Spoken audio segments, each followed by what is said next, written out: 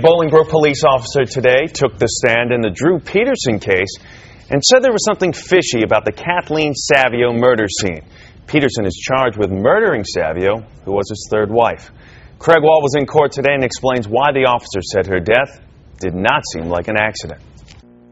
Bolingbrook Police Lieutenant Brian Hafner testified that he trained Drew Peterson in a variety of suspect control techniques.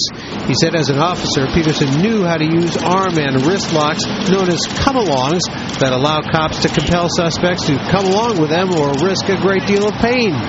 Hafner was shown photos of Kathleen Savio's body where she was found in 2004, slumped forward, dead in a dry bathtub.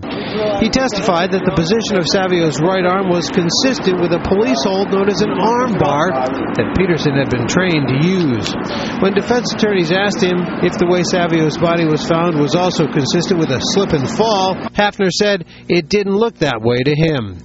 Savio's death was originally ruled an accidental drowning, but shortly after Peterson's fourth wife Stacy disappeared in 2007, prosecutors exhumed and re-examined Savio's body and charged Peterson with murdering her and staging the scene to look like an accident.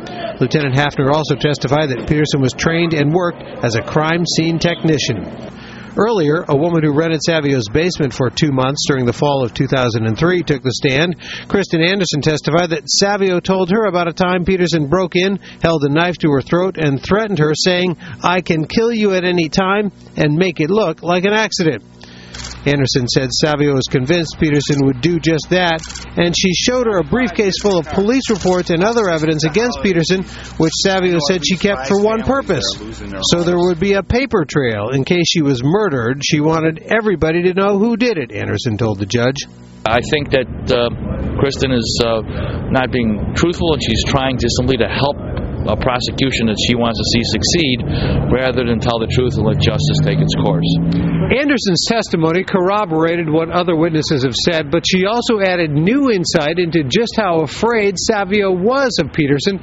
Anderson testified that Savio put a deadbolt on her bedroom door and slept with a knife under her mattress. In Joliet, Craig Wall, Fox Chicago News.